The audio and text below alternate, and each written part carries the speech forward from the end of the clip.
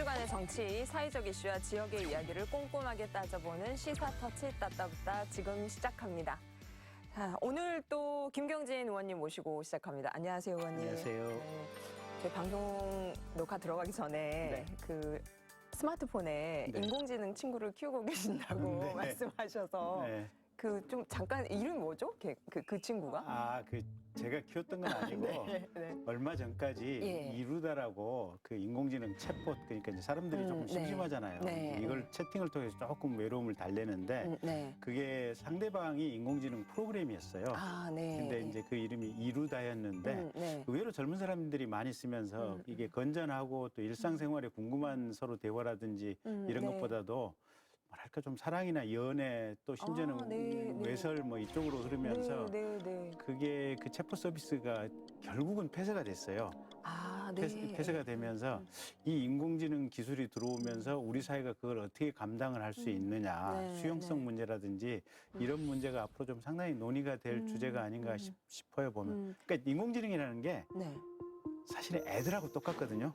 네. 애들 어렸을 때 어떻게 키우고 어떻게 가르치느냐에 따라서 이 아이가 어떤 학습 효과에 의해서 예. 어떻게 성장하느냐. 네. 근데 어렸을 때부터 계속 한쪽 방향으로만 가면 그 인공지능은 그쪽 방향으로만 가는 인공지능이 되는 거예요. 네. 그러니까 지금 이루다는 뭐 순기능보다는 지금 좀 역기능이 나타나고 있으니 지금 네. 이제 폐쇄가 된 거네요. 네, 그렇습니다. 제가 오해를 했습니다. 그 친구를 키우고 계시는 건 아니고. 네, 거기에 대한 얘기와 관심에 대해서 얘기를 했었죠. 네. 자, 그 인공지능 말씀 주셔서 지금 이제 거의 우리가 이제 4차 산업혁명 시대에 지금 살고 있고 네. 그리고 이제 사회 전역에 여러 가지 변화가 있는데 네. 지난 18일에 대통령 기자회견 역시 네. 온오프라인 병행으로 하는 화상 기자회견이 이루어져서 네. 좀 생소하기도 했지만 네.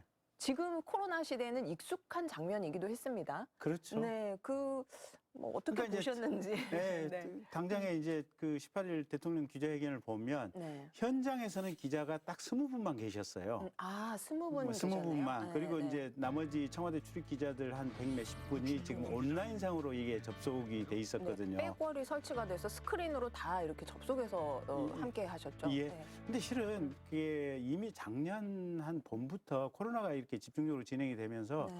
교회나 성당 큰데도 다 온라인으로 예배 보잖아요, 네, 보면. 네. 그리고 학교도 지금 교수님도 지금 학생들하고 네. 온라인으로 수업하고 온라인으로 토론하고 지금 그러는 뭐 거 아니에요? 카메라 앞에서 원맨쇼 하고 있습니다. 네.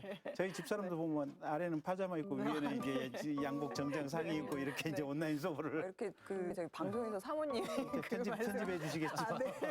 네, 어쨌든. 이거 내보내 주십시오. 어머니 좀 가정에 가셔서 좀 곤혹을 치르시게끔. 네, 그래서 이게 온라인을 통한 뭔가 회의를 하고 대화를 나누는 것이 이제는 정말 새로운 흐름으로 들어갔다. 그리고 우리 모두가 거기에 지금 적응을 해야 될 시점이다. 이렇게 네. 봐야 될 것 같고요. 대통령 기자회견에서도 당연히 이제 그런 모습을 보여주셨고, 네, 대통령께서 이제 결국 임기가 지금 1년 한 4개월 정도, 1년 5개월 네. 정도 남으셨죠. 네. 1년 5개월 정도 남으셨는데, 지금 생각은 그러신 것 같아요. 임기 1년 5개월 일단 한국 사회의 갈등을 더 유발하지는 않겠다. 네. 그러니까 감사원이라든지 검찰총장 문제 물어보셨을 때 내가 임명한 검찰총장이고 감사원장이 행한 원자 탈원전 관련 감사는 무슨 합법적인 감사지 정권하고 대립을 지려고 하는 그런 문제 아니다라고 명확히 선을 그으셨잖아요. 네, 그래서 우리 사회 대립이나 어떻게 보면 쓸데없는 논란 안 만들겠다. 네. 사면에 대해서도 우리 사회에 반대하는 국민들의 기류가 많으니까 당장은 지금 아닌 것 같다. 나중에 숙고할 시간이 올지도 모르겠다. 이렇게 정확히 네. 선을 그어 놓으셨던 것 같고요. 국민적 공감대가 형성이 돼야지만 네. 사면이 통합이라는 효과를 낼 수 있기 때문에 네. 그 부분에 대해서는 좀 이렇게 정리를 하신 거네요. 네. 그리고 나서 지금 이제 방역에 대해서는 지금까지 잘 해왔고 앞으로도 올 한 해도 정말 정신 번쩍 차리고 방역 집중하겠다. 특히 백신 문제라든지 이런 부분들 네. 철저하게 잘 하겠다. 네. 지금 그런 얘기 있었고요. 네. 그다음에 부동산 부분은 주거 안정을 위해 필요한 대책 마련을 주저하지 않겠습니다. 특별히 공급 확대에 역점을 두고 빠르게 효과를 볼 수 있는 다양한 주택 공급 방안을 신속히 마련하겠습니다. 처음에는 잘 하고 있는 줄 알았는데 지금 보니까 어떻게 보면 유동성 문제라든지 또 1인 가구가 늘어나면서 수요 예측을 잘못된 측면이 있어서 부동산 정책은 좀 신속하게 네. 수정을 해서 새롭게 좀 현장 상황에 맞게 좀 조정을 해서 가겠다. 그래서 방역과 좀 경제에 집중하겠다. 이런 아마 메시지를 국민들한테 좀 던지신 것 같고요. 네. 북한 문제는 남북 정상회담 답방이라든지 이런 부분들은 약속한 부분이 있으니까 네. 임기 말까지 끝까지 노력을 해서 어떻게 보면 추구를 하겠다. 그다음에 북한의 핵 문제에 대해서도 북한과 미국 간에 어떻게 뭐 화합을 이끌 수 있도록 그렇게 중간에서 역할을 다해서 북한 핵 문제 해결을 위해서도 마지막 순간까지 최선을 다하시겠다. 그런 말씀을 하시더라고요. 네. 뭐 남은 임기 동안 문재인 대통령이 정말 성공적으로 정부를 이끌 수 있도록 또 지역민들, 국민들이 지지를 해드리는 게 맞겠지요. 그렇죠. 그러니까 네. 이제 저희는 일 잘할 수 있도록 네. 에너지를 드려야 되고 또 대통령께서도 어제 이제 며칠 전에 하신 것처럼 이 소통이라든지 네. 국민들과 어떻게 마음을 같이 할 수 있는 그런 노력들을 계속해서 해야 되고 이제 그런 과정들이 다 합쳐지면서 나라가 편안해지고 발전해지고 안정이 되는 거겠죠. 네. 자, 저희가 이제 주간 이슈 그리고 또 의원님께서 이제 신년 기자회견 내용 이렇게 좀 정리를 해주셨습니다. 본격적인 주제를 가지고 또 토크를 이어가도록 하겠습니다. 중대재해 처벌 등에 관한 법률안 대안은 가결되었음을 선포합니다. 지난 8일 통과된 중대재해법. 산업 현장의 근무 환경을 개선하고 노동자를 보호하기 위해 제정됐으나 안타까운 산재 사망 사고는 멈추지 않고 있다. 우리 지역에서 2명의 노동자가 또 사고로 목숨을 잃은 것이다. 지난 10일에는 여수 국가산업단지의 한 사업장에서 하청업체 소속 30대 노동자가 물류 설비에 몸이 끼이는 사고로 세상을 떠났다. 그리고 바로 그 다음 날 광주 평동 산단의 한 플라스틱 재생 사업장에서도 50대 노동자가 기계에 몸이 끼어 목숨을 잃는 사고가 발생했다. 중대재해법 제정 이후 이틀 연속 산재 사망 사고가 발생한 것이다. 하지만 2건의 산재 사고 모두 해당 법의 적용을 받지 못하는 실정.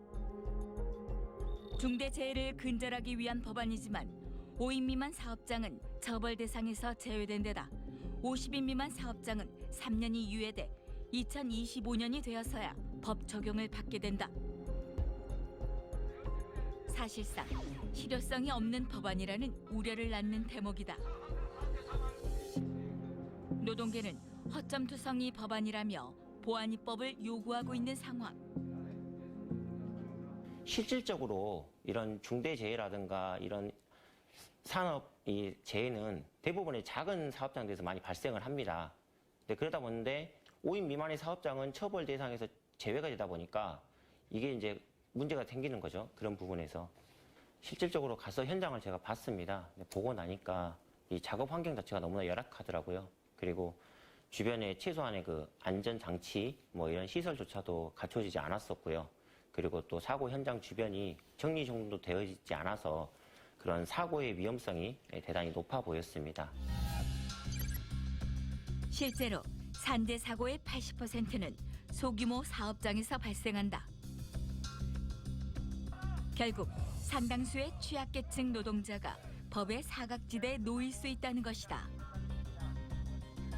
뿐만 아니라 법의 사각지대를 이용해 법망을 피해가려는 불법 행위가 우려되는 상황. 우려되는 부분은 이 법망을 현실을 피하기 위해서 이 사업장들을 쪼개서 가짜 50인 미만의 사업장 그리고 가짜 5인 미만의 사업장이 계속 생겨날 수 있다는 거죠. 그러게 되면 실질적인 중대재해가 계속 발생을 할 거고 실질적인 또 실효적인 처벌이 좀 어려울 것 같습니다. 노동자를 보호하려는 법의 취지와 달리 죽음마저도 차별한다는 비판의 목소리가 크다. 경영계 또한 중대재해법의 보안 입법을 호소하고 있다. 강력한 처벌로 인해 경영 활동이 위축되고 경제에 부정적인 영향을 미칠 수 있다는 것이다.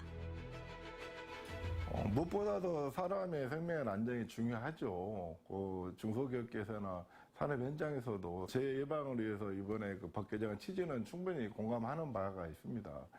근데 지금 현재도 산업안전법에서 약 1,200개의 의무조항이 있습니다. 기업들이 지켜야 될 의무조항이 있고 또 현재 그 산업안전법에서 처벌이 가능한 상황이고요. 특히 산업재해라는 게 그 기업인의 경영자들의 의무의 부족, 관리 소홀도 있겠지만 개인적인 근로자들의 부주의에서도 과실에서도 일어나는 게 상당수가 있는 부분이 있거든요. 근데 이번 법에서는 그런 산업재해를 모든 부분을 경영자나 기업의 탓으로 돌려서 사업주에 대한 징역과 벌금, 그다음에 기업에 대한 또 법인에 대한 벌금, 그다음에 징벌적 손해배상까지 4가지 사중 처벌한다는 것은 과하다는 입장입니다. 사실 50인 이상, 100인 이상 기업들이 좀 시스템화가 돼 있지만 10인 정도, 20인 사이 이런 기업들은 시스템화가 안 돼 있고 사업주가 모든 부분을 다 책임지고 하고 있는 부분이거든요. 근데 그런 부분에 사고 발생할 때 그런 분들은 자기한테 처벌 오면 이 기업을 운영할 수 없는 부분이거든요, 사실은. 그런 부분에 대한 우려가 가장 큰 부분이 있죠. 그 무엇보다 중요한 노동자의 생명과 안전. 하지만 노동자의 죽음마저 차별화돼선 안 될 뿐더러 무분별한 과중 처벌로 피해를 보는 기업이 생겨서도 안 된다는 것이다. 결국 누더기 법안으로 전락한 중대재해법. 과연 해결책은 무엇인가? 자, 그 VCR 영상에서 보셨다시피 지금 지난 1월 8일 국회 본회의를 통과를 했습니다. 중대재해법. 근데 지금 이제 우여곡절 끝에 통과를 했습니다만은 영상에서도 보셨다시피 노동계에서 반대하고 있고요. 그리고 사업주이신 것 같은데 경영계에서도 좀 그 이 법에 통과된 것에 대해서 이제 반발을 하고 계시는 그런 상황입니다. 무엇이 문제고 또 향후 해법이 있는지에 대해서 좀 꼼꼼히 따져보는 시간을 갖도록 하겠습니다. 오늘 특별히 정의당 광주시당 유종천 중대재해 기업처벌법 추진위원장님 모셨습니다. 안녕하세요, 위원장님. 네, 안녕하세요. 네. 귀중한 시간 마련해 주셔서 고맙습니다. 나와주셔서 감사합니다. 네. 네. 근데 지금 이제 이 주제가 굉장히 무거운 주제여서 저희도 참, 마음이 좀 이렇게 가라앉습니다. 예, 지금 정의당에서 21대 국회에 가장 그 첫 법안으로 이렇게 좀 추진을 하셨고, 그리고 이제 결국에 통과는 되었는데, 정의당에서 지금 이 원안에서 너무나 후퇴한 계약이라고 지금 그 비판을 하셨습니다. 어떤 입장이신지 좀 먼저 들을 수 있을까요? 네. 네, 먼저 이 법이 통과되도록 마음 모아주신 그 국민분들께 좀 감사의 말씀을 드려야 되겠습니다. 네. 작년 연말에 여론조사의 71.7% 뭐 이 정도의 이 법이 필요하다고 이렇게 말씀해 주셨고, 국회에서 이렇게 29일 동안 단식하고 있을 때 이제 강주에서도 한 25일 천막을 치고 좀 있었거든요. 네. 근데 이제 지나가는 시민분들이 너무 많이 응원해 주시고 또 힘을 주셔서 이제 그런 염원들이 모여서 저는 이 법이 좀 통과되었다고 생각합니다.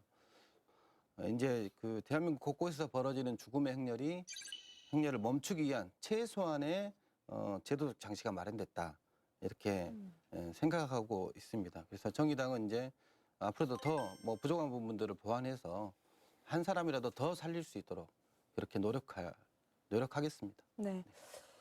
전 국민에게 정말 충격적이었던 게 화력발전소의 김용균 노동자가 컨베이어 벨트에 껴서 혼자 일하다가 그렇게 정말 안타까우면서도 억울하면서도 정말 처참한 그런 사망사고를 당했는데, 지난 10일 밤 8시 45분 어두운 작업 현장에서 불빛이 움직입니다. 40m에서 100m에 달하는 시설 간 거리, 점검해야 할 수많은 항목, 이런 것들을 고려하면 김 씨는 제대로 쉬지도 못한 채 혼자 일한 것으로 보입니다. 밤 10시 35분엔 목숨을 앗아간 벨트 쪽으로 이동합니다. 상체를 굽혀 아랫부분을 살펴보기도 하고 컨베이어 벨트 안쪽으로 머리와 손을 넣는 위험천만한 일을 반복합니다. 밤 10시 36분 CCTV에 담긴 김 씨의 생전 모습은 여기까지였습니다. 그간에는 그렇다면 노동자들이 일터에서 이렇게 중대재해로부터 안전 또 보건을 지킬 수 있는 그런 법이 없었나요, 의원님? 글쎄요, 없다고 얘기할 수는 없죠. 그러니까 이제 형법에 보면 분명히 업무상 과실치사죄나 업무상 과실치상죄가 있으니까 누군가가 실수로 잘못된 행동을 해서 누군가를 사람을 죽게 하든지 다치게 했을 경우에는 이제 처벌이 되고 그런 과정을 통해서 이제 피해자가 보호가 되는 측면이 하나가 있었고요. 네. 또 한 가지는 이제 산업 현장에서는 산업안전보건법이라고 하는 법이 있었습니다. 네, 네. 그 이 산업안전보건법에 보면 어떠한 산업시설이라든지 어떠한 건설 현장이라든지 이걸 운영하기 위해서는 산업안전법의 시행령이나 시행규칙 또는 개별적인 고시에서 정한 각각의 어떤 사업장별로 안전 의무 이 기준들이 있습니다. 보면 네. 그러니까 가령 우리 건설공사 현장에 가면 촘촘하게 어떤 받침대 놓고 이렇게 떨어질 때 대비해서 안전줄 매고 안전모 쓰고 이런 네, 것들이 네. 다 산업안전보건법에 이제 구체적으로 규정이 된 내용들이거든요. 그래서 이 산업안전보건법상의 안전보건 어떤 기준에 위배해서 산업안전 사고가 발생을 했다. 이러면 산업주들에 대해서 처벌을 하고 거기에 대해서 또 일정한 보상이 나가도록 하는 법 체계가 있기는 하지만 네. 이제 그럼에도 불구하고 이 업무상 과실치사죄 형법 조항이나 또는 산업안전보건법이 여전히 좀 부족하다. 그래서 이걸 좀 더 충실하게 할 수 있는 그리고 또 현장에 있는 노동자들을 좀 더 두텁게 보호하기 위한 안전시설 마련을 좀 더 강제를 제대로 할 수 있는 이런 법규가 좀 필요하다. 이런 반성적인 고려에서 이제 중대재해 이 처벌법을 만들자라고 하는 이제 의견들이 노회찬 의원 때부터 계속해서 나왔던 거고요. 의외로 산업안전사고가 소상공인 이제 소기업인들에서 실제로 많이 일어나는 측면들이 있거든요. 네. 그래서 지금 코로나 때문에 지금 이렇게 힘들어 죽겠는데 우리 도저히 못 감당한다 이제 이런 목소리가 나오다 보니까 네. 실은 정치권 입장에서는 여러 가지 이제 고민의 고민 끝에 원래 정의당에서 만들었던 안보다는 상당히 좀 기준을 후퇴시킨 안을 만들어 놓은 것이고 그러다 보니까 노동계도 또 근로자들도 만족하지 못하고 네. 또 법을 처음에 제안했던 정의당에서 만족하지 못하고 네. 또 사업자들 같은 경우는 대기업도 문제가 있긴 하지만 대체로 현실적으로 이제 소기업들이거든요. 소기업 이래가지고 기업 해먹을 수 있겠나 이제 서로 간에 이제 불만의 목소리만 나오고 있는 그런 상황들인 거죠. 지금 굉장히 논란이 되고 있는 게 바로 적용 대상과 시기인 것으로 알고 있습니다. 우선 제가 이제 시청자분들께 조금 정리를 해드리면 이 법이 통과가 되었지만 50인 미만 사업장은 이 처벌 대상이 아니다. 3년 동안은 3년 네. 유예가 되었고 3년 또 뒤에. 5인 미만의 사업장은 적용 대상이 아니다. 네. 근데 지금 의원님 말씀하신 거는 그런 아주 영세한 사업체들에서 그 사고가 많이 난다고 했는데 이게 왜 이렇게 지금 된 건가요? 그 이제 통계적으로 좀 말씀을 드리면 그 50인 미만 사업장은 이게 전체 사업장 중에 98.8% 네. 어마어마하죠. 그리고 이제 건설업체 이제 93.3% 정도가 이제 50인 미만 사업장이고요. 여기서 한 80여 % 가까운 사망 사고가 발생합니다. 그리고 이제 5인 미만 사업장은 79.8%예요. 그러니까 5인 이상 50인 미만이 한 20여 % 이렇게 차지하는 거죠. 작년 1월부터 9월까지 산재 이를 살펴봤을 때 한 33.3%가 이 5인 미만 사업장에서 났어요. 그리고 그 중에 이제 중대재해가 한 30% 정도 났고 사고 사망자가 한 20여 % 이렇게 네. 발생했습니다. 이게 이제 빠진 거죠. 5인 미만 사업장은 뭐 사회자님께서 말씀하셨다시피 3년 유예, 그리고 5인 미만 사업장은 아예 이제 뺀 거고요.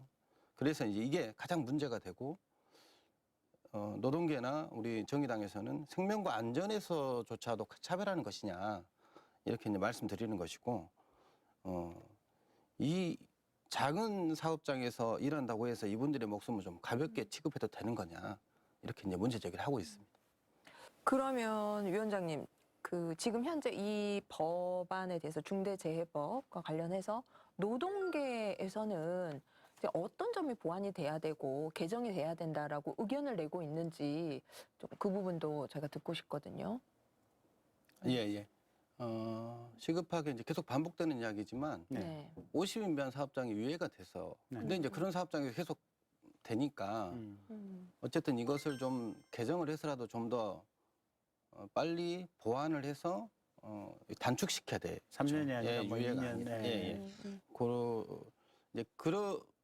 그게 좀 어렵다면 산업안전보건법이나 아니면 이 법의 안전장치를 강화하는 부분들을 빨리 좀 이렇게 하는 게 필요하고요. 네. 정말 5인 미만 사업장은 이건 제외하면 안 되는 것입니다. 아무리 어렵다 하더라도 그러면 이제 지원 방안을 좀 촘촘히 생각해야지 이건 이제 일하는 사람들의 목숨을 담보로 하는 거잖아요. 네. 네. 그래서 이제 이런 부분. 그리고 정말 중요한 것은 이제 산업안전보건법이 있어도 이 법을 굳이 또 만든 것은 온천과 최고 경영자의 책임을 묻는 거거든요. 근데 실질적으로 돈을 많이 버는 사람들, 네. 이런 사람들에게 책임을 줘야 그 사람들이 안전에 대한 책임을 질 거다. 이 첫 단추가 잘못 끼어지다 보니까 이제 그 하중이 이 우리 하도급 구조에서는 아래로 내려가잖아요. 네. 심지어는 뭐 그런 이야기 들리잖아요. 뭐 1억짜리 공사가 실제로 제일 아래에서 일하는 업체에서는 한 3천만 원이 됐다. 그러면 이제 그 비용들을 줄이려다 보면은 위험 요소는 다 예, 갖고 하는 거죠. 가지고 하는 거잖아요. 그러니까 이 온천과 최고 경영자가 책임질 수 있는 그런 조항들이 다시 들어가야 되고 그리고 이제 좀 부족한 것들이 좀 많이 있습니다. 그 이 관리 감독의 책임이 있는 정부 책임자가 책임지는 부분도 있고 또 뭐 괴롭힘에 의한 사망도 지금 빠져 있는데 이게 갈수록 좀 심해지고 있거든요. 이런 부분도 좀 포함돼야 된다. 이런 보완들이 좀 필요합니다. 이제 중대재해기업처벌법 이야기할 때는 영국의 기업살인법 이야기를 하거든요. 아, 네. 근데 이제 이 법을 어떤 법으로 만들 거냐 이름을 할 때 이제 기업살인법 이런 것도 고민을 많이 했는데 이제 사실 어감이 좀 세기 때문에 네. 조금 더 낮춰서 이제 중대재해기업처벌법 거기다 지금은 이제 제정된 법은 기업까지도 빠졌는데 중대재해처벌법. 실제로 이제 영국의 사례를 보면 네. 최고 책임자가 실제로 이렇게 책임을 지는 경우는 그 자기들 보호할 수 있는 것들이 많기 때문에 실질적으로 이분들이 뭐 구속되거나 책임을 지는 경우는 법조항에 있다 하더라도 어렵다는 거예요. 근데 있어야 의원님 말씀하신 대로 더 관심을 갖고 거기에 우선적으로 대응을 하는 거죠. 예. 자, 그러면 이제 좀 그 밸런스를 맞추기 위해서 경제계는 또 이 법안에 대해서 어떻게 바라보고 뭘 요구하는지 좀 여쭙겠습니다. 우선은 저희 VCR에서도 나왔습니다만 대표자 형사처벌, 법인의 벌금 무는 거, 행정제재, 징벌적 손해배상, 그러니까 사중처벌이라고 규정하는 것은 너무 좀 과하다. 예, 좀 어떻게 좀 이 법안이 정말 그 제대로 효력을 발생할 수 있도록 지금 경제계에서는 좀 의견을 내고 있는지 그것도 궁금합니다. 이 법을 입법시키려고 하니까 경영계 쪽에서 많은 반발들이 있었어요. 반발이 있으면서 이러면 기업 못한다. 일단 해외에서 투자가 안 들어올 것이다. 우리나라 산재와 관련해서 세계적으로 대한민국처럼 처벌 강도가 센 법을 가지고 있는 나라는 없다.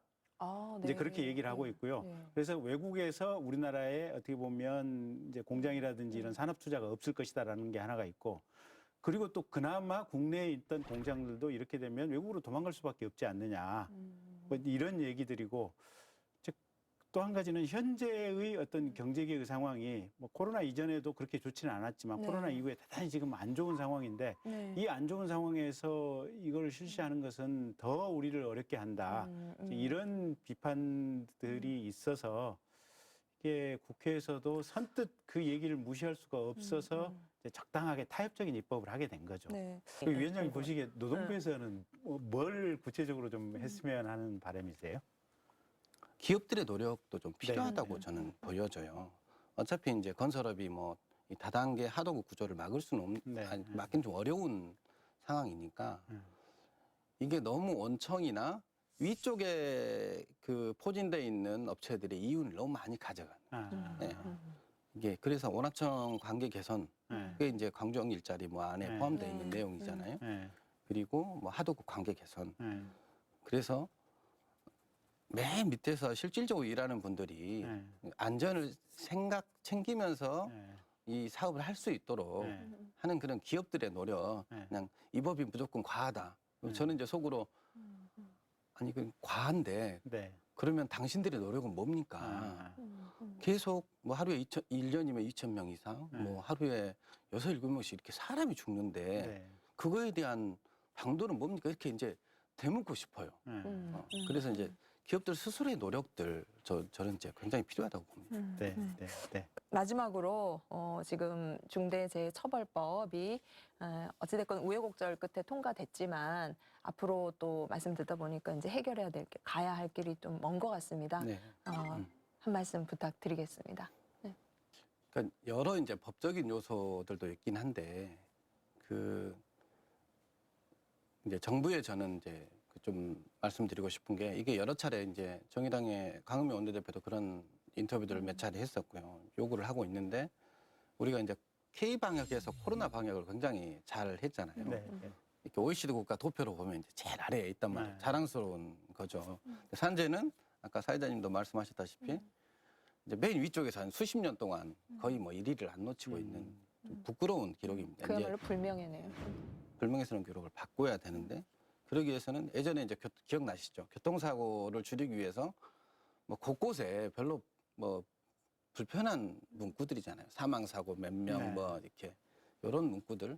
그리고 지금 코로나를 대응하는 것도 매일 뭐 확진자가 몇 명 이렇게 경각심을 주는 거잖아요. 근데 이제 산재는 사실 보기가 아주 힘들어요. 우리들도 애써서 찾아 들어가거나 혹은 이제 언론이나 이렇게 통해서 이제 알게 되고 뒤늦게 하는 거거든요. 근데 정말 의지가 있다면은 저는 이런 것을 수치화하고 경각심을 갖도록 하는 그런 노력들이 실제로 필요하다고 이렇게 생각이 됩니다. 이번 중대재해처벌법 통과로 노동자가 일하다 목숨을 잃는 그런 안타까운 사고가 더 이상은 없기를 바랍니다. 이를 위해서는 법보완과 함께 깊이 있는 고민과 논의가 계속 이어져야겠습니다. 자, 유종천 위원장님 오늘 다시 한번 말씀 잘 들었고요. 감사합니다. 고맙습니다. 네, 감사합니다.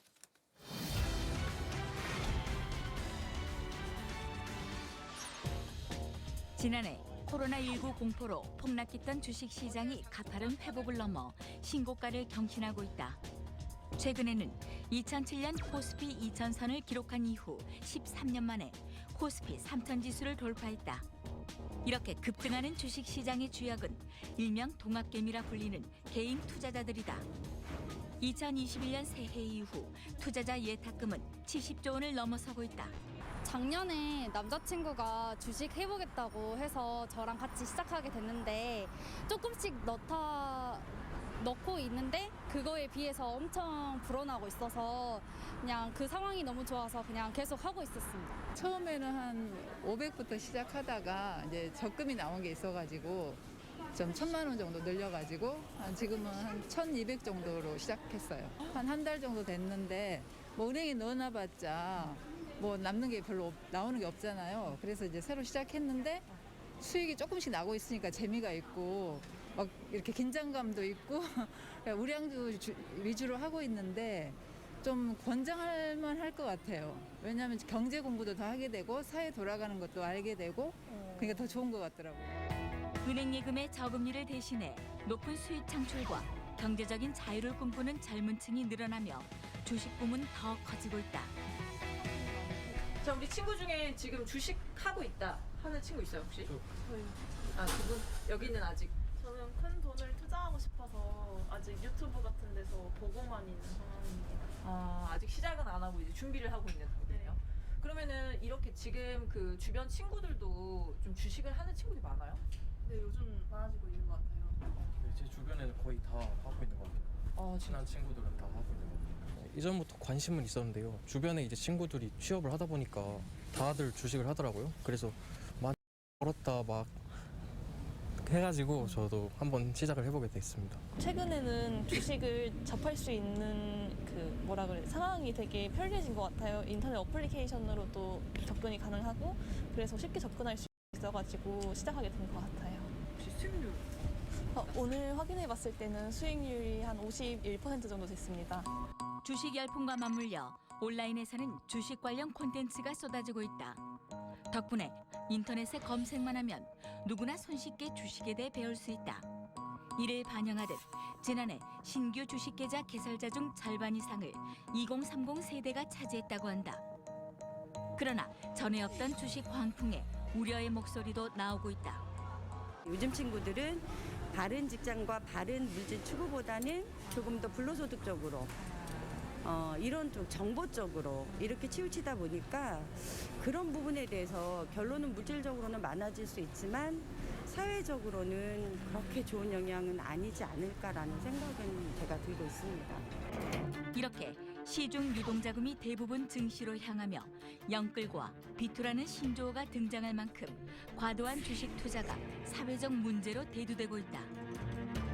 그렇다면 주식업에 종사하는 관계자는 이런 현상에 대해 어떻게 느끼고 있을까?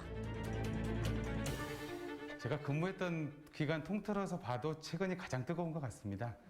저희 이제 객장에서 내점하시는 분들 신규 계좌 건수가 하루에 보통 10건이 안 됐었거든요. 신규 계좌 수가. 그런데 최근에는 뭐 각 지점별로 거의 60건에서 70건 정도 이렇게 거의 10배 가까이 증가를 했고, 전화 문의도 뭐 거의 뭐 하루에 한 직원당 뭐 100건 이상씩 이렇게 통화를 하는 이제 그 정도로 이제 굉장히 많이 받고 있으니까 사실은 점심 교대가 어렵고 거의 뭐 점심을 먹는 둥 마는 둥 그렇게 할 정도로 사실은 굉장히 바쁜 나날을 보내고 있습니다.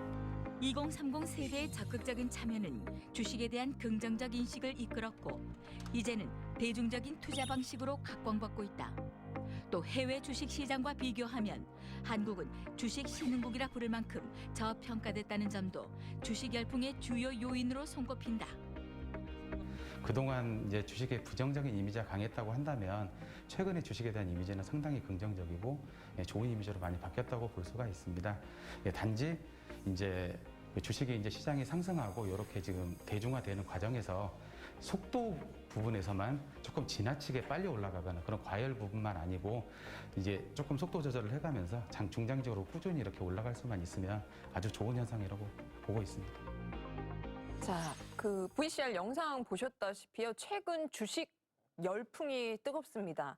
글쎄요, 주식 광풍이라 해도 과언이 아닐 것 같은데 최근에 지금 3,000선을 돌파를 하면서 전 국민에게 주식 투자가 유행처럼 번지고 있습니다.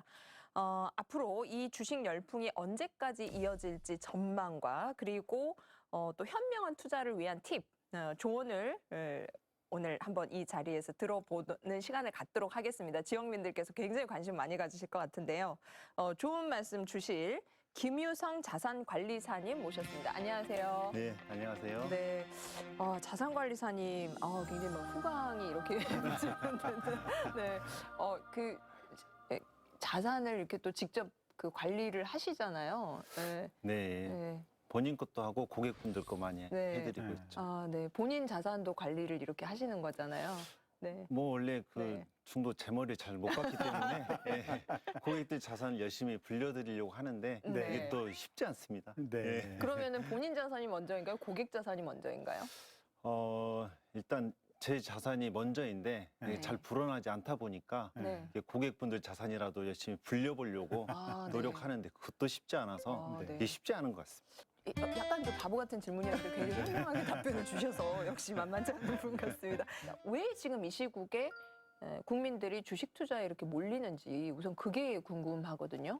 그 뭐 저도 증시를 바라본 지 한 20년 가까이가 됐는데요. 네. 지금 뭐 돈이 정말 무섭게 증시로 이렇게 쏟아지고 있습니다. 그래서 이제 지금 매일 뭐 하루에 한 10만 계좌 정도의 신규 증권 계좌가 개설이 되고 있고 네. 그 지금 보름 만에 100만 계좌가 넘을 정도로 네. 계좌를 개설하고 증시로 돈을 투입하고 있기 때문에 그런 분들의 자금이 계속 증시로 오고 있고 그리고 이제 그 주식 활동 지수라는 게 있는데 그게 이제 한 60%를 넘었거든요. 네. 그럼 이제 그 경제 활동 인구 10명 중에 네. 6명이나 7명 정도가 이제 주식을 투자하고 가지고 있다는 뜻이에요. 네. 네. 그래서 이제 엄청난 거죠. 그래서 이제 가장 큰 이유는 뭐 작년부터 시작된 이제 저금리가 있을 거고, 네. 그래서 이제 현금 유동성이 이게 많다 보니까 뭐 지금 뭐 지난주 15일에 한국은행에서도 이주열 총재님께서 이제 0.5% 기준 금리로 이제 고정을 했고, 네. 그다음에 미국에서도 앞으로 2023년도까지는 뭐 금리를 올리진 않겠다. 그래서 이제 개인 투자자분들이 나름대로 이렇게 안심하고 네. 공매도가 없는 상황에서 이렇게 주식으로 이렇게 자금이 쏠리면서 지금과 같은 상황이 이루어지지 않았나 이렇게 생각하고 있습니다. 그러면 당분간은 이렇게 주식으로 사람들이 더 몰리고 투자를 할 것이다. 그럼 이 상승세를 이어갈 거다. 이렇게 예측을 하시는 겁니까? 뭐 정말 다양한 네. 이게 뭐 이렇게 뭐라고 단언하기는 좀 네, 어렵지만 좀 조심스러우신 것 같아요. 네. 2년 뒤에 저희가 이거 다시 확인하려 모실 수 있거든요. 네. 굉장히 좀 이렇게 쉽지 않은 판단이지만 네. 일단 개인 투자자 입장에서 보면은 일단 금리가 굉장히 낮고요. 네. 이게 뭐 0.5% 기준 금리라는 것은 1억 원을 예금에 맡겼을 때 1년 동안 이자가 50만 원이라는 얘기거든요. 네. 뭐 이거 가지고 도저히 이자 놀이 할 수 없는 상황이고 또 미국이 좀 움직여주면 우리나라 같은 좀 작은 나라도 이렇게 경제가 네. 좀 움직이는데 네. 미국도 이게 지수가 올라가고 네. 우리나라도 따라 올라가기 때문에 네. 그래서 이제 증시에 지금 주식을 투자하려고 지금 모여 있는 자금이 네. 거의 한 70조가 넘습니다. 네. 네. 근데 이제 이 예탁금이라고 하는데요. 이 70조 예탁금을 보유하고 있는 이분들이 지금 어떤 생각을 하고 있냐면 네. 조정이 오기만 와라. 네. 떨어지기만 해라. 네. 이렇게 떨어지기만 하면 내가 확 떨어지는 살 거다. 순간에 들어가서 사겠다. 그렇습니다. 아. 이게 네. 떨어지기만 하면 이게 사겠다라고 기다리는 자금이다 보니까 네. 만약에 이게 조정이 오거나 급락이 오더라도 네. 이런 개인 투자자의 예탁금이 이렇게 매수를 하고 네. 또 아직도 그 예금하고 적금이 많이 이렇게 또 남아 있거든요. 네, 근데 네. 지금도 뭐 올해 들어서만도 예금하고 적금이 12조가 줄었고 아. 또 신용대출은 또 2조가 늘었고 늘었고. 해서 이러한 자금들이 이게 조정을 오기만 하면 들어간다라고 대기하고 있기 때문에 네. 조금 이렇게 조정이 오더라도 아. 이런 분들의 자금들이 받쳐주고 네. 다시 올라가지 않겠느냐 이런 약간 긍정적으로 생각하고 있고요. 아. 더불어서 이제 외국계 증권사나 네. 국내 증권사도 이게 전망을 굉장히 밝게 보고 있습니다. 음. 뭐 항상 뭐 밝게 보고 있습니다. 네. 해서 이런 게 이제 저변에 깔리다 보니까 아. 조금 이제 투자를 해보겠다 이렇게 이제 하고 계시는데요. 네. 이제 3월에 이제 공매도가 다시 재개가 된다라고 하니까 네. 그 이유는 좀 이제 방향성이 조금 달라질 수도 있겠다 이렇게 네. 생각을 하고 있습니다. 주식 시장 자체는 계속 호황일 거다. 이렇게 네. 지금 결론 내릴 수 있겠죠. 저희 이제 그 자산관리사님 말씀을 들으면. 근데 조정 단계 들어서면은 주가가 이제 떨어지기 시작하는 거 아닙니까? 네. 그럼 누군가는 또 손해를 보지 않겠습니까? 네. 특히나 빚내서 지금 투자를 하는 젊은이들이 많아지고 있어요. 이른바 B2. 네. 좀 우려는 되거든요. 네. 네. 그래- 그 많은 분들이 그 작년 3월에 코로나가 막 터지고 나서 네. 네. 1,480까지인가 이렇게 장중에 떨어졌습니다. 네. 네. 그게 이제 한 2달 만에 다시 2,000선으로 급반등했거든요. 네. 네. 그런데 이제 그 과정에서 이제 저를 비롯해서 전문가분들이 2,000선 도달하니까 지금 조금 어렵다. 네. 지금 들어가기에는 조금 네, 두렵다. 네. 조심해야 된다라고 얘기를 했거든요. 네. 떨어질 것으로 예상을 그렇습니다. 하고. 이게 다시 급반등을 했기 때문에 네. 뭐 지금 굉장히 경제가 안 좋은데 네. 뭐 자영업자분들도 너무 힘들고 해서 어려운데 지금 뭐 섣불리 투자하지 말라라고 굉장히 경고를 했습니다. 네. 그런데 이게 8월 달에 2,500포인트를 가버린 거예요. 네. 불과 또 한 2달 만에요. 네. 그때는 정말 이제 또 저를 비롯해서 많은 전문가들이 네. 정점에 도달했다. 더 이상 안 올라간다. 더 이상 올라가지 어렵다. 네. 이게 뭐 조금 이렇게 수익을 뭐 이렇게 좀 차익을 실현하고 이제 팔아야 된다. 이제 좀 팔고 좀 네. 안전자산으로 옮겨야 된다라고 네. 얘기를 했는데 네. 랠리가 일어나면서 3천이 가버렸습니다. 네. 코로나 시국에. 예, 코로나 시국에. 네. 그래서 뭐 아마 저를 비롯해서 많은 전문가들이 그때 정말 욕 엄청 먹었습니다. 네. 그래서 이제 예측을 잘못하셔서. 그렇습니다. 다 네. 틀렸기 때문에 아마 그분들이 이제 어디 계신지 잘 모르겠는데 네. 굉장히 뭐 퇴출되고 네. 전망 자체가 틀린 건 맞거든요. 그러면 1년 사이에 1,400에서 3,000까지 간 셈이네. 그렇습니다. 그러면 1억 원을 넣어놨으면 네. 1,400일 때 1억 원을 넣어놨으면 3,000 갔을 때는 얼마를 번 거예요? 뭐 그거는 이제 주식 종목에 마다 어떤 다른, 종목에 네. 투자를 했느냐에 따라서 조금 평균적인 다르긴 한데요. 지수에 투자를 했다라고 본다면 지수에 투자라고 했다라고 한다면 뭐 그래도 최소한 네. 1억 투자했으면 한 네. 5천만 원은 벌지 않았겠느냐. 아. 지수는 2배 뛰었지만 네. 뭐 전체 다 2배 뛴 거는 이거는 아니기 아니니까. 때문에 아, 이게 펀드를 투자하셨든 아. 개별 종목을 투자하셨든 네. 이게 따블은 안 되셨을 것 같고 네. 평균적으로 보면은 그래도 한 40~50% 정도의 수익은 됐을 겁니다. 아. 원님, 네. 저는 주식을 잘 모르기 때문에 네. 현상만 듣고는 이게 그 예산 일은 아닌 것 같거든요. 네. 특히나 이제 젊은 층들을 중심으로 유튜브 채널을 통해서 스터디를 하고 이렇게 네. 주식 열풍이 일어나고 있는데 네. 좀 우려되는 부분은 없을까요?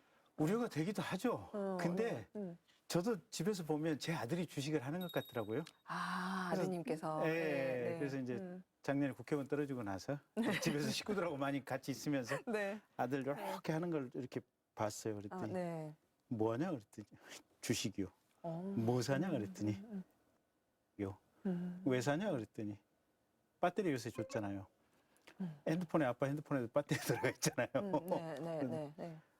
아니 그게 그렇게 잘 될까 그랬더니 앞으로 배터리는 여기저기 다 들어갈 거잖아요. 그러니까 젊은 사람들이 보니까 제가 듣기로는 젊은이들이 한 반짜리 한 50%가 주식을 한다는 것 같고 네. 방금 우리 자산관리사님 말씀대로 의외로 공부를 많이 하는 것 같아요 보니까. 네. 그럼에도 불구하고 네.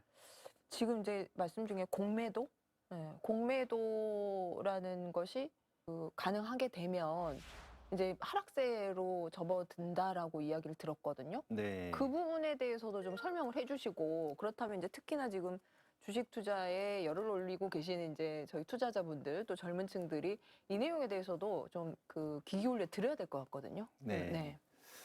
뭐 이게 과거에는 이게 주식 투자 이게 쳐다보지도 않았던 분들이 좀 많이 있었거든요. 네. 왜냐하면 이제 주변에 주식해서 망하신 분들이 많기 때문에. 워낙에 많아서. 그래서 이제 그렇게 이렇게 주식에서 망하신 분들이 하도 많다 보니까 이제 부모님이 이제 자기 자식한테는 야 너는 주식은 정말 하지 마라. 라고 이게 귀에 못이 박히게 말씀을 많이들 하셨기 때문에 우리 이제 자녀 세대에서는 이제 주식은 좀 이렇게 좀 부정적인 그런 인식이 좀 있었던 건 사실입니다. 그런데 이제 요즘에 이제 주식 투자에서 성공한 사례라든지 또 주변 사람들이 돈을 이제 따시는 분들이 많다 보니까 이제 청년들이고 이렇게 뭐 이렇게 가정주부고 이렇게 이런 분들이 막 계속 몰려오고 계시는 거예요. 근데 이런 분들이 이제 학습을 통해서 1등 주식, 이게 방금 의원님께서 말씀하셨다시피 굉장히 이렇게 우리나라 흥망성쇠와 함께하는 굉장히 우량 회사의 투자가 되다 보니까 작년에는 오히려 코로나 시국에 뭐 이런 굵직굵직한 시총 상위 그룹의 회사들이 오히려 코로나의 수혜를 입었습니다. 굉장히 기업 실적이 좋고요. 이런 것들이 많아졌는데 이런 주식들이 이렇게 쭉 이렇게 3,000포인트까지 올라오면서 공매도를 1년간 금지한 덕이 없었다 말하기는 조금 어렵습니다. 덕이 있었다. 덕이 분명히 있었죠. 이제 공매도라는 것을 좀 정리를 하자면 공매도는 쉽게 말하면 이런 겁니다. 10만 원짜리 주식 한 100주를 사면 1,000만 원인데 누군가가 이 10만 원짜리 주식 100주 1,000만 원어치를 사서 시장에 이게 가져다가 시기를 봐서 확 이게 팔아버리는 겁니다. 그러면 순간적으로 이렇게 주식이 이렇게 뚝 떨어질 수가 있거든요. 주식값이. 그러면 예를 들어서 10만 원짜리 주식을 확 팔았더니 5만 원까지 떨어진 거예요. 그러면 이 빌렸던 사람이 5만 원까지 떨어졌던 주식 100주를 사서 다시 갚고 그러면 50주가 남는 거죠, 저한테. 그래서 주식이 이렇게 버블이 일어나거나 이게 과열이 되면 이제 그 자본력이 있는 사람이 주식을 몽땅 사서 시장에다 이게 거품을 이렇게 끈다라고 하거든요. 거품을 이렇게 끄고 그러면 주식이 이렇게 좀 거품이 꺼지면서 이게 하락이 되고 하락된 싸져 있는 주식을 사서 다시 이게 되갚았기 때문에 이런 공매도를 이제 개인 투자자들은 굉장히 두려워하고 무서워합니다. 그럼 공매도를 하는 사람들은 주식이 떨어질 거라고 예상을 하거나 또는 주식이 떨어지기를 바라는 사람들이 주로 공매도를 하겠군요. 그렇습니다. 공매도는 무조건 주식이 떨어져야 이익이 나는 구조다 보니까 무조건 주식 값이 떨어져야 됩니다. 그러면 그 공매도 주식을 사는 사람 입장에서는 주가가 그 주식 가격이 올라갈 거라고 생각을 하고 사는 것이 보통이지만 파는 사람 입장에서는 내 생각으로는 틀림없이 이거 떨어져야 돼 이렇게 생각하고 파는 것이라 실은 그 사람들이 만약에 힘있고 뭔가 이게 큰 돈을 주식으로 움직일 수 있는 사람들이라면 인위적으로 주식 가격을 이렇게 떨어뜨리는 방향으로 갈 수도 있겠군요, 이게. 아주 정확한 제 말씀이신데요. 거의 이제 그 의도적으로 버블이 끼었다라기보다 의도적으로 좀 이렇게 주식의 가격을 낮추고자 하는 의지가 분명히 들어간 게 이제 공매도다 보니까 사실 개인 투자자들은 이제 자금력이 많지 않기 때문에 공매도를 이렇게 뭐 쉽게 사용할 수 없고 네. 대부분 외국인 투자자나 기관 투자자분들이 이렇게 자본력을 앞세워서 주식을 이렇게 몽땅 사서 몽땅 이렇게 팔아야 주식값이 떨어지지 않겠습니까? 네. 그러한 것 때문에 이제 개미 투자자, 그다음에 동학 개미 운동의 가장 큰 적은 공매도다 이런 얘기가 있을 정도로 이 공매도에 대한 찬반 양론이 굉장히 그럼 좀 공매도가 뜨겁습니다. 딱 허용되는 순간 그때부터는 떨어질 위험성이 하나 더 이렇게 큰 위험성이 존재하는 그런 시장이 형성이 되겠구만요, 보면. 네, 맞습니다. 네. 지금 최근 연구 자료가 나왔는데요. 네. 2016년부터 3년 동안 네. 공매도하고 신용거래를 분석해 보니까 공매도를 한 수익 금액이 약 9천억 정도로 달성을 해서 네. 신용거래로 주식이 올라간다에 베팅한 사람들, 즉 개미 투자자분들보다 39배나 수익이 높았습니다. 그렇기 때문에 이 개인 투자자가 열심히 주가를 평가를 하고 회사를 공부해서 투자했다 하더라도 이게 이제 신용대출로 이렇게 레버리지를 일으켜서 투자하신 분들이 많다 보니까 큰 자본력이 주식을 몽땅 사다가 시장에다 이렇게 확 뿌려버리면 개인 투자자들은 쫄 수밖에 없거든요. 그런데 왜 우리나라에서는 그 공매도를 3월부터 가능하게끔 하는 건가요? 일단 금융통화위원회에서 우리나라 이제 행정정부에서는 이 공매도의 순기능을 좀 보고 있는 것 같아요. 뭐 저도 동의하기는 좀 네. 어렵지만 일단 그 순기능이라는 게 일단 공매도가 시행이 되면 네. 그동안에 주식이 이렇게 떨어지는데 베팅을 했던 외국 자금들 네. 그리고 이제 외국인이라든지 기관 투자자 이 거품이 끼었다라고 생각해서 네. 이 거품이 이제 터지는 것을 미연에 방지하자 이렇게 하는 것이 이제 공매도라는 제도를 신설해 놓으면 개인 투자자들도 이렇게 조금 조심하게 되지 않겠습니까? 그래서 이제 과열이 좀 덜 된다라. 그러니까 가령 생각하고. 어떤 주식 같은 경우는 사실 아무리 올라도 액면가 가령 뭐 5천 원짜리다 이러면 아무리 올라도 2만 원 이상 오르면 안 되는데 네. 너무 뜨거워서 한 4만 원, 5만 원까지 가면 사실은 마지막 순간에 이 꼭대기 잡는 개미들 입장에서는 와장창 손해를 볼 가능성이 있는데 공매도가 여기에 들어오면 그렇게까지는 안 올라가고 적당하게 이게 브레이크를 잡아주는 역할을 하기 때문에 오히려 개미들이 손해를 덜 볼 수 있는 그런 순기능을 할 수도 있다. 네, 네. 그게 지금 금융당국의 생각이구만요. 네. 금융당국은 이제 그렇게 이제 순기능에 집중을 해서 네. 공매도 제한 기간을 1년 정도면 좀 충분하다 이렇게 보고 있는 것 같고 이 개인 투자자들은 사실 이 거품이 끼는 걸 두려워하지 않고 이 거품이 이게 꺼지는 걸 두려워합니다. 예, 거품이 꺼지는 게 굉장히 두렵거든요. 무섭고. 네. 그런데 이제 금융당국은 이렇게 거품이 꺼지면 네. 그러기 전에 끼는 것 자체를 좀 제어를 해보자 이런 차원에서 이제 공매도를 다시 시작하려고 하는 것 같습니다. 금융당국 시각은 거품은 언젠가는 꺼질 수밖에 없는데 네. 너무 거품이 크게 끼었다가 꺼지면 개미들의 손해가 너무 커지니 커지니까. 그 중간에 이걸 제어할 수 있는 맥이나 브레이크를 공매도라는 형태로 넣어주겠다. 이게 지금 금융당국 예, 생각입니다. 가장 큰 틀에서의 의미는 그런 쪽으로 이렇게 방향을 잡은 것 같습니다. 그렇게 생각하면 또 일리가 있네요. 질문을 하나 더 던지면 공매도가 이제 시행이 된다고 하더라도 지금 저한테 주식시장에 들어오라고 권유하겠어요? 들어오지 말라고 권유하시겠어요? 정말 아주, 지금 오늘의 토론을 제가, 다 함축적으로 딱 2천만 원 가지고 있다 이러면 들어와라라고 권유를 하실래요? 핵심 질문을 주셨는데 들어오지 말라고 권유를 하실래요? 뭐 방금 이제 이 질문은 네. 작년부터 제가 계속 들어왔던 계속 질문이에요. 들어왔던 질문인데 계속 틀리셨다고. 대답하기 굉장히 쉬울 것 같지만 굉장히 어려운 질문이십니다. 이 주식 시장이 이렇게 화랑이고 주식을 쳐다보지도 않았던 분들이 들어온 결정적인 계기는 부동산하고 좀 연관이 있어요. 이 이제 부동산이 2015년도 아파트 가격이 좀 꿈틀꿈틀할 때 뭐 2016년도, 2017년도 이렇게 넘어가면서 이 부동산 가격과 아파트 가격이 계속 올라갔단 말이에요. 근데 그때 또 부동산 전문가분들이 거품이 끼었다. 지금 집 사지 말고 조금만 기다렸다가 떨어지면 사라. 이렇게 얘기를 했는데 이거 웬걸 2018년도, 2019년도 계속 아파트 가격은 올랐고 네. 작년 네. 그러니까 이제 작년 2020년도에 이 아파트 가격이 정말 이렇게 임계점을 튀어 올라서 뭐 이렇게 감당할 수 없을 정도로 이게 가격이 올라 버리니까 네. 거품 끼워서 이렇게 지금 사지 말라고 했던 분들은 엄청 또 욕을 먹었고 원망을 엄청 들었거든요. 네. 그런데 이제 사실 지금 뭐 아파트 가격 뭐 이렇게 규제를 하지 않으면 틈만 나면 이렇게 올라가는 또 추세지 않습니까? 네. 그래서 이제 이 부동산으로 학습된 이 개인 투자자분들이 네. 내가 부동산에서 이제 경험을 했다. 네. 내 다시는 속지 않고 네.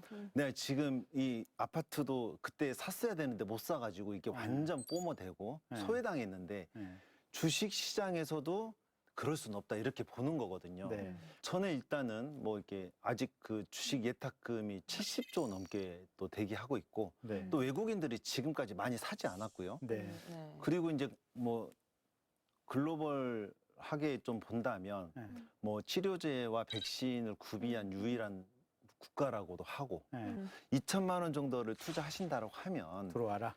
전체 다 들어가는 것은 좀 지양하시고 네. 한 절반 정도 이렇게 발을 담근 다음에 네.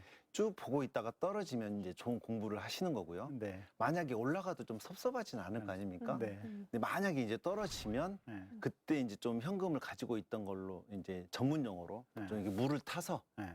이제 그때 2천만 원을 다 투자하신 다음에 기다리시면 네. 그래도 좀 좋은 결과가 있지 않을까 네. 이렇게 컨트롤 생각하고 들어와라입니다. 네.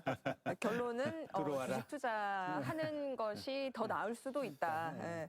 어찌됐건 뭐 지금 그 우리 대한민국의 주식 시장이 막 뭐 하루아침에 이렇게 붕괴가 되거나 또 막 거품이 쏙 빠지거나 그러지는 않을 것이다. 그런데 개인 투자자들은 소신과 합리적인 판단에 의해서 자기 의지로 결정해서 그 선택에 대해서 이제 책임을 져야 할 것 같습니다. 네. 그래서 이제 이 방송을 보시고 절대적인 진리로 생각하시면 안 될 것 같고 그 판단은 저희 지영민들께서 시청자분들께서 잘 하셔야 될 것 같습니다. 자, 오늘 정말 그 어려운 주제인데 너무 쉽고 또 흥미롭게 이렇게 풀어주셔서 감사드리고요. 1년 뒤에 다시 한번 모셔서 이 예측과 3개월 뒤에 한번 더 3개월 뒤에 1년 너무 머네요. 네. 네, 한번 또 기약을 하면서 저희 시청자분들께 짧게 마지막으로 한 말씀 부탁드립니다. 세계적인 투자의 귀재 워렌 버핏의 말을 좀 인용하자면 일단 다른 사람이 욕심을 낼 때 두려워하고 다른 사람이 두려워할 때 욕심을 내라 이런 명언이 있는데 저도 보니까 이 명언대로 딱 되는 게 맞더라고요. 그래서 시청자 여러분들도 욕심을 부리지 말고 다른 분들이 좀 공포에 떨 때 작년 3월에 가지고 있던 현금을 좀 발만 담근다 이런 생각으로 투자하시면 아마 성공 투자가 되지 않을까 이렇게 생각합니다. 감사합니다. 의원님 오늘 그 저희 이제 따따부터 마칠 시간 돼서 네. 못다 하신 말씀 부탁드리겠습니다. 근데 사실 젊은 사람들이 또 국민 전체가 증권이나 금융, 주식에 대해서 공부하는 것은 나쁘지 않아요. 네. 그러니까 이스라엘 같은 경우 20살 아이들 성년식 할 때 부모나 친척들이 100만 원, 200만 원씩 해서 한 2, 3천만 원을 모아준대요. 네. 그 돈 가지고 네가 금융상품에 투자를 해서 네 자산을 불려봐라라고 한대요. 그래서 우리가 이제 학교에서 경제 공부를 하는데 이 중요한 실전 경제 공부는 안 시킨다고 하는 이런 비판들도 있어요. 그래서 주식 많지 않은 조그만 금액 가지고 해보는 것도 괜찮지 않느냐. 다만 아까 우리 관리사님 말씀대로 사실은 너무 욕심 안 내고 일희일비 안 하고 스스로 마인드 컨트롤을 하면서 주식해보는 것도 괜찮겠다라는 게 제 개인 생각입니다. 네. 자, 오늘 저희 시사터치 따따부따에서 준비한 내용은 여기까지입니다. 저희는 다음 주 이 시간에 다시 찾아뵙도록 하겠습니다. 고맙습니다.